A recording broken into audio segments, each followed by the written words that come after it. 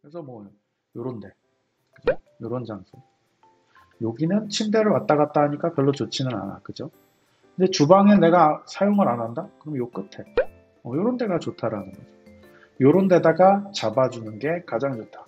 이렇게 되면 어떻게 되겠어요? 같은 원룸이다 하더라도 거리가 멀기 때문에, 그죠? 거리 멀게 요게 지금 성공이 된 상태고요. 자극의 강도는 어떠냐? 머니까, 그리고 나는 조용히 하니까 낮을 수밖에 없는 거예요. 자, 근데 노출 시간은 짧게 라고 했어요. 자, 이건 어떻게 그럼 이걸 해결할 수 있어요? 자, 그래서 오늘은 요 네 가지 중에 이 환경 설정에 대한 부분을 알아보도록 할 거예요. 자, 여기서요, 중요하다라고 볼 수 있는 게 아까 이제 제가 말씀을 드렸던 블로그에 글로 남겨드렸던 부분이에요. 자극의 강도, 이 부분이 굉장히 중요해요. 그 다음에 두 번째, 그렇죠? 노출 시간이 있어요. 그 다음에 상대와의 자극과의 거리, 이렇게 있다라는 거죠. 그래서 뭐냐, 처음에 나랑 이 아이랑 같이 살아야 되는 이 시기, 이 시점, 우리는 거기서 무엇을 할 것이냐가 굉장히 중요합니다. 그게 뭐냐? 바로 환경 설정이에요. 환경 설정, 그 중에서 이 세 가지를 아우르는 자극의 강도와 노출 시간과 거리를 아우르는 환경 설정이 반드시 필요하다라는 거예요. 자, 자극의 강도는 뭐예요? 자극의 강도는 그냥 이렇게 생각하시면 돼요. 내가 그 아이를 눈으로 빤히 쳐다보고 있어요. 그러면 자극의 강도는 올라가요. 그죠? 제가 옆에 가서 막 말을 하고 있어요. 그러면 자극의 강도는 올라가요. 근데 초반에는요, 무조건 자극의 강도가 낮아야 돼요. 즉, 다시 얘기해 드릴게요. 자극의 강도는 초반에는 뭐냐? 낮을수록 좋다. 이게 높으면 높을수록 어떻게 되냐? 아이들이 적응을 못하고 점점 불안해해요. 내가 강아지 입장에서 내가 어떻게 했을 때 사람을 보통 사람 굉장히 무서워하잖아요. 사람이 들어왔어. 그럴 때 문을 확 열고 들어가. 무섭겠죠. 그러니까 문을 어떻게 열고 들어가요? 조심스럽게 열고 들어갑니다. 자, 가서 사람 무서워 죽겠는데 말을 해. 칭찬을 해. 이게 제일 많이 하는 실수를 하죠. 칭찬을 해. 만져. 그죠? 막 춤을 춰. 안 된다는 거예요. 문은 천천히, 행동도 천천히, 말은 안 하시는 게 좋고, 칭찬할 필요 없어요. 움직이는 거 천천히 움직이고, 이렇게 하는 것이 좋다라는 거죠. 그 다음이 뭐냐? 노출 시간이에요. 짧게 갑니다. 짧게. 길면 길수록요, 뭐냐? 자극의 강도가 중첩돼요. 사람이 한 번 움직였어? 두 번 움직였어? 얘네들은 한 번 놀래고 두 번 놀래거든요. 중첩되는 거예요, 공포감이. 노출 시간은 짧게. 한 번 움직일 거에서 끝내야 된다. 어떻게 해요? 들어갔다가 다시 나오는 거예요. 이런 식으로 노출 시간은 짧게 가시는 게 좋다라는 거예요. 자, 거리는 어떻게 될까요? 당연한 말이죠. 멀게. 이렇게 하시면 돼요. 거리가 가까워. 그러면 더 무서워요. 조그만한 것도 더 커 보이죠. 그러니까 거리감도 멀게 가야 된다. 이렇게 이해하시면 될 것 같습니다. 그래서 요거를 하려면요, 환경적인 어떤 세팅을 정확하게 하는 게 좋아요. 자, 예를 들어 볼게요. 자, 집이 여기에 이렇게 있어요. 제가 이제 많이 듣는 질문 중에 하나가 뭐냐면요.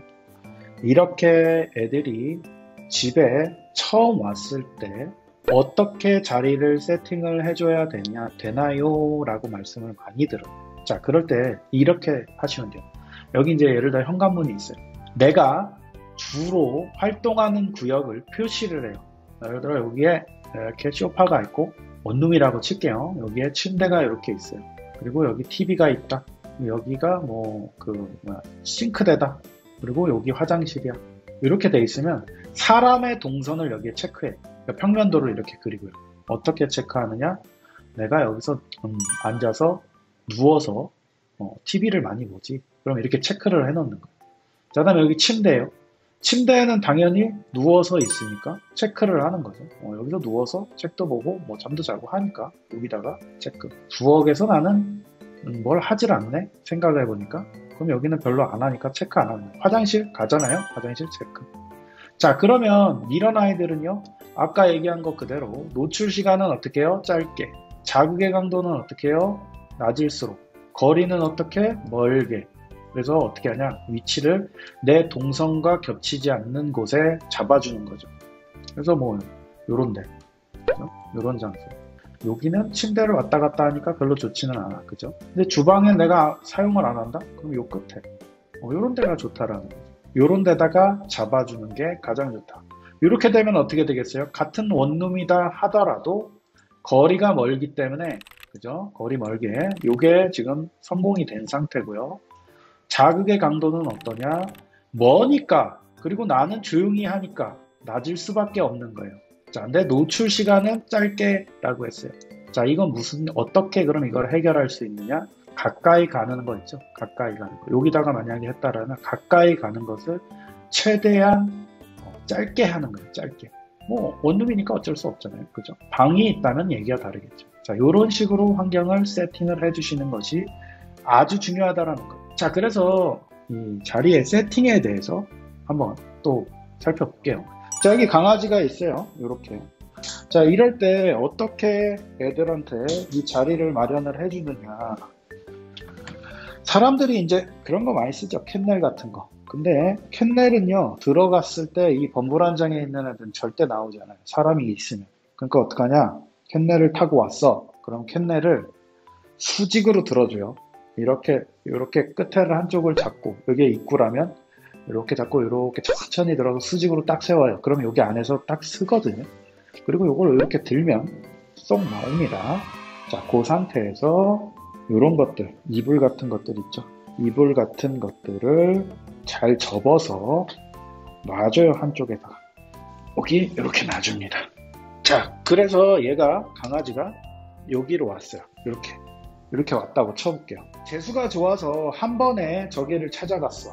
그러면 다행인데 보통은 이렇게 찾아가지 않아요. 보통은 어떻게 했냐면 내가 저쪽에 멀리 깔아놨는데 이상한 데 와 있어. 자, 그러면 이런 경우에는 사람이 얘를 이동시켜야 돼요. 그때 어떻게 이동시키냐? 얘를 저쪽으로 보낼 거야. 여기서 이렇게 이동시킬 거예요. 그래서 저기에 자리를 잡게 할 거야. 그러면 이렇게 다가가요. 옆에서 이렇게 다가가. 그래서 다리를 슬쩍 넣어주거든요. 요 사이에다가. 그럼 얘가 이게 싫어가지고 절로 가요. 근데 이런 애들도 있어요. 이렇게 다가갔을 때 그냥 냅다 절로 가는 애들이 있거든요. 그런 경우는 오케이죠. 땡큐죠. 완전 좋은 거예요. 근데 여기 붙어가지고 안 움직이는 애들이 있단 말이에요. 그러면 이렇게 넣어서 해주고, 혹시 모르니까 안전을 위해서 어떤 막대 가지고 하셔도 돼요. 막대로 얘하고 벽 사이에 이렇게 집어넣는 거예요. 집어넣어서 살짝 밀어주면 후다닥 뛰어서 저 자리로 간다라는 거죠. 그래서 그렇게 얘가 자리를 잡았다 라고 가정을 할게요. 여기다가 이렇게 잡았다 라고 할게요. 자, 그러면 이런 경우에는 어떻게 하셔야 되냐? 내가 이렇게 다가갔는데 얘가 호다닥 도망가요. 저쪽으로. 반대편은 저쪽으로 도망가. 그럼 내가 절로 가서 다시 얘를 이쪽으로 가게끔 해줘야 돼요. 그래서 여기에 정착하도록 해주는 게 상당히 중요합니다. 제가 다 자꾸 나오지는 않아요. 이렇게 한 번만 해주면. 그리고 나서 내가 이렇게 섰을 때, 여기서 같은 라인에 이렇게 섰을 때 얘가 이쪽으로 도망갈 것 같다. 이쪽으로 도망갈 것 같다. 그러면 이렇게 막아서면 되고요. 반대로 여기로 도망간다. 이렇게 도망갈 것 같아. 이렇게 막아주면 돼요. 그러면 얘가 여기서 안 움직이게 되죠. 그러니까 도망 유형이 있는 아이들에 대한 얘기일 뿐이에요. 보통의 아이들은 그냥 저기서 안 움직입니다. 자, 그래서 이런 경우에 어떻게 해서 음식을 급여를 하느냐. 자, 보통은 어떻게 돼 있냐면 밥그릇을 많이 써요. 사람들이 밥그릇. 왜 그런 거 있죠. 이렇게 다리 달려가지고 높게 되어 있는 밥그릇을 많이 쓰거든요. 근데 이거는요, 반려견용이에요. 이런 아이들한테는 그게 오히려 훨씬 부담스러워. 무슨 얘기냐면 얘네들은 고개를 치켜드는 거, 그리고 밥그릇이 이렇게 동그랗잖아. 고개 안에 이렇게 깊이가 있죠. 그 깊이 안으로 머리를 집어넣는 거, 이런 거를 극도로 싫어하거든요. 그래서 어떤 게 좋냐? 저 같은 경우는 책으로 준 경우도 많았어요. 책 위에 그냥 이만큼 수북하게 사료를 준다거나, 아니면 접시를 이용해서 넓은 접시 있죠. 거기에다가 올려서 음식을 급여를 했었어요. 이런 식으로 음식을 바로 옆에 이렇게 놔두고 그 다음에 이때도 이렇게 앉지는 않죠.